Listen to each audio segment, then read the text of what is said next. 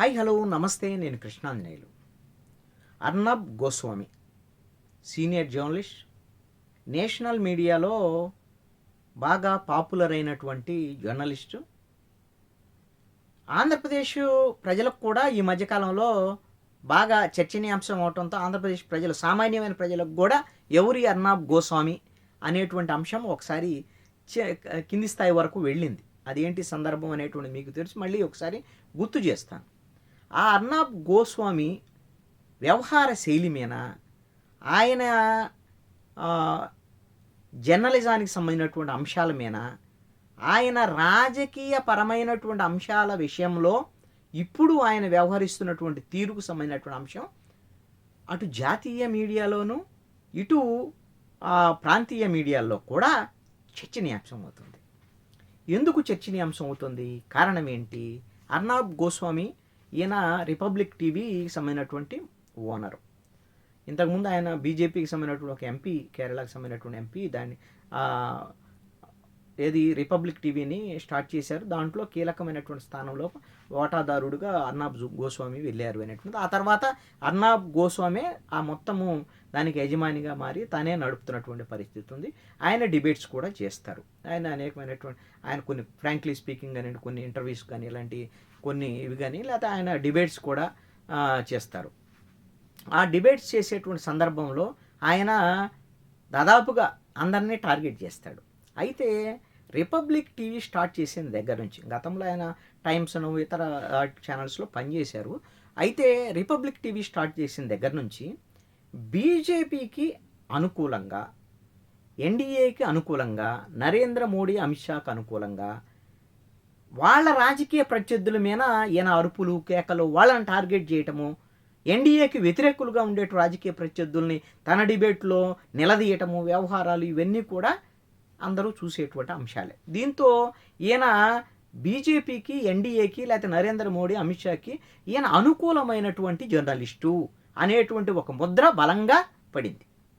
అయితే ఆయన ఇటీవల కాలంలో ఆయన వ్యవహార శైలి కొంత భిన్నంగా మారటము, బీజేపీని కూడా టార్గెట్ చేయటము, ఎన్డీఏ ప్రభుత్వాన్ని టార్గెట్ చేయటము, ఎన్డీఏ భాగస్వాములను కార్నర్ చేయటము, ఇవన్నీ అంశాలు ఇటీవల కాలంలో తన డిబేట్స్లో చోటు చేసుకుంటున్నాయి.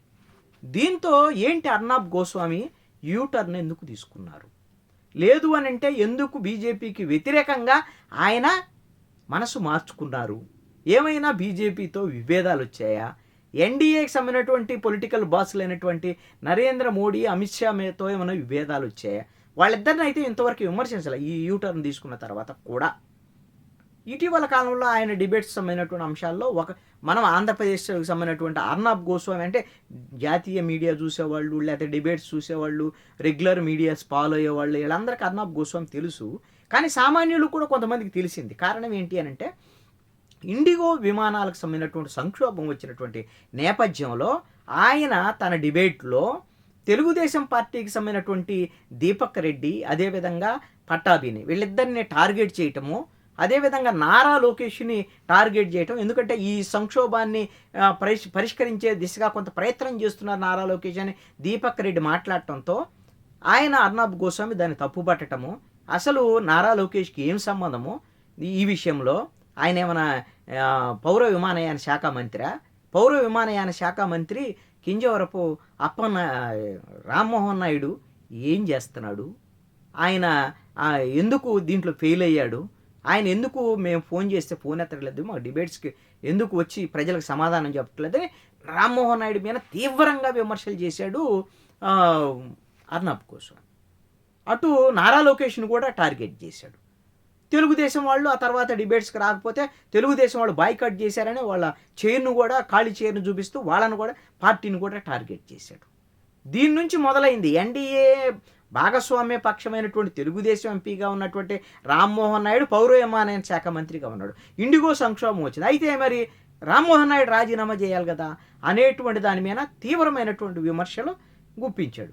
దీంతో అందరూ ఏమనుకున్నారంటే, ఆంధ్రప్రదేశ్ సంబంధించిన తెలుగుదేశం వాళ్ళు కానీ మిగతా వాళ్ళు కానీ అనుకుంటే, ఈయన నరేంద్ర మోడీని కాపాడటం కోసం, ఎన్డీఏని కాపాడటం కోసం, దాంట్లో రామ్మోహన్ నాయుడిని టార్గెట్ చేసి బలిపశువుని చేసి అతన్ని రాజీనామా చేయాలని డిమాండ్ చేయడం ద్వారాగా ఎన్డీఏని, బీజేపీని, నరేంద్ర మోడీని కాపాడేటువంటి ప్రయత్నం చేస్తున్నాడు అర్నాబ్ గోస్వామి అనేటువంటి వాదన బలంగా వెళ్ళింది. అయితే అంతటితో ఆగల అర్నాబ్ గోస్వామి. ఆ తర్వాత ఆరావళి పర్వతాలకు సంబంధించినటువంటి విషయంలో సుప్రీంకోర్టు ఇచ్చినటువంటి తీర్పు, 100 మీటర్ల కన్నా ఎత్తు ఉంటే మాత్రమే వాటిని పర్వతాలుగా పరిగణలోకి తీసుకోవాల్సి ఉంటుంది. దానికన్నా తక్కువ ఎత్తులో ఉంటే, 100 మీటర్ల కన్నా తక్కువ ఎత్తులో ఉంటే అవి పర్వతాల కింద భావించాల్సినటువంటి అవసరం లేదు అనేటువంటి ఒక తీర్పు రావటం అనేటువంటిది, ఇది ఆరావళి ప్రాంతం, ఆ పర్వతాల ప్రాంతాల్లో ఉన్నటువంటి రాజస్థాన్, హర్యానా, ఢిల్లీ వరకు ఉండేటువంటి ఆరావళి పర్వతాలు, వీటికి అక్కడ ఉండేటువంటి సహజ సంపదని కొల్లగొట్టడం కోసము, మైనింగ్ చేయటం కోసము ఈ విధంగా సుప్రీంకోర్టు తీర్పు వచ్చింది అనేటువంటి ఒక భావన. అదేవిధంగా అక్కడ మొత్తము ఈ విధంగా మైనింగ్ జరుగుతూ ఉన్నటువంటి పరిస్థితులు, ఇంకా మైనింగ్కి ఇవ్వాలని కేంద్ర ప్రభుత్వము ఈ విధంగా కుట్రలు బన్నింది అనేటువంటి అంశాల మీద విచ్చలవిడిగా తన యొక్క ఛానల్లో డిబేట్స్ పెట్టి కేంద్ర ప్రభుత్వాన్ని, బీజేపీ ప్రభుత్వాన్ని, అదేవిధంగా సుప్రీంకోర్టు ఇచ్చినటువంటి తీర్పుని అన్నిటిని టార్గెట్ చేస్తూ కూడా మాట్లాడాడు. అంటే బీజేపీని కూడా టార్గెట్ చేశాడు, ఎన్డీఏని కూడా టార్గెట్ చేశాడు. అలాగే నరేంద్ర మోడీని, అమిత్ షాని టార్గెట్ చేయలే, అది వేరే అంశం. అయితే ఆ విధంగా టార్గెట్ చేసిన తర్వాత ఇప్పుడు అర్నాబ్తో పాటు మిగతా వాళ్ళందరూ కొన్ని ఉద్యమాలు జరగటం, ఇవన్నిటి మీద ఆరావళి పర్వతాల ప్రాంతాల్లో ఎక్కడా కూడా మైనింగ్ చేయడానికి వీలు లేదు, అనుమతులు ఇవ్వద్దు అని ఏకంగా కేంద్ర ప్రభుత్వము రాష్ట్రాలకు ఆదేశాలు జారీ చేయాల్సినటువంటి పరిస్థితి వచ్చింది. ఈ విషయంలో కూడా కేంద్ర ప్రభుత్వానికి వ్యతిరేకంగా అర్నాబ్ గోస్వామి తన లైన్ తీసుకున్నాడు. మరి అంతటితో ఆగాడా?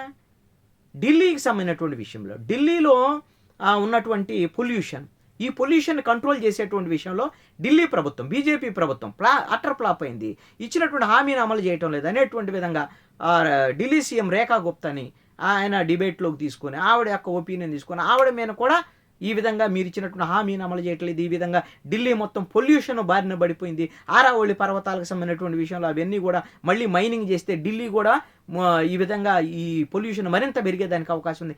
ఈ విధంగా ఒక దాడి చేశాడు ఢిల్లీ ప్రభుత్వం మీద. గతంలో అరవింద్ కేజ్రీవాల్ ఢిల్లీ ముఖ్యమంత్రిగా ఉన్న సమయంలో కూడా అర్నాబ్ గోస్వామి తన రిపబ్లిక్ టీవీ ద్వారా ఇదే తరహాలో ఆ ప్రభుత్వం యొక్క తప్పుల మీద కూడా ఇదే తరహాలో దాడి చేశాడు. అప్పుడు బీజేపీకి అనుకూలంగా ఉన్నాడు కాబట్టి వాళ్ళని టార్గెట్ చేశాడు అనుకో. ఇప్పుడు బీజేపీ ప్రభుత్వాన్ని కూడా టార్గెట్ చేస్తాడు. అంటే సమస్య ఉన్నప్పుడు మాట్లాడుతున్నాడు అని ఒకవేళ ఎవరన్నా అనుకుంటే అనుకోవచ్చు. కానీ ఇలాగ సమస్యలు ఉన్నప్పుడు కూడా బీజేపీకి వ్యతిరేకంగా, ఎన్డీఏకి వ్యతిరేకంగా గతంలో మాట్లాడి ఉండలేదు, టార్గెట్ చేసి ఉండలేదు. ఇప్పుడు మాత్రము కొన్ని సమస్యల మీద ఈ కంటిన్యూస్గా ఈ సిరీస్ ఆఫ్ 3-3 ఇన్సిడెంట్స్ వీటికి సంబంధించినటువంటి విషయంలో మరి అర్నాబ్ యొక్క వైఖరి ఈ విధంగా తీవ్ర స్థాయిలోకి మారినటువంటి నేపథ్యంలో ఏమైనా సరే మరి బీజేపీతో ఆయన సత్సంబంధాలు ఏమైనా దెబ్బతిన్నాయా, లేదు అని అంటే నేను నిష్పక్షపాతంగా ఉన్నానని చెప్పుకోవాలనేటువంటి ప్రయత్నమా ఏమిటి అనేటువంటిది తెలియదు. ఇది యూటర్నా అసలు, లేకపోతే వాళ్ళకి వ్యతిరేకంగా తన యొక్క వాయిస్ ఇది చేసేటువంటి ఆలోచనతో ఉన్నారు ఏంటనేది భవిష్యత్తులో ఇంకా అర్నాబ్ గోస్వామి యొక్క మిగతా కార్యక్రమాలు, భవిష్యత్తు ఆయన కార్యాచరణ అంటే తన మీడియాలో వచ్చి ఇచ్చేటువంటి తన డిబేట్స్లో తన వైఖరి ఎలా ఉండబోతుంది ఏంటి అనేది చూడాలి.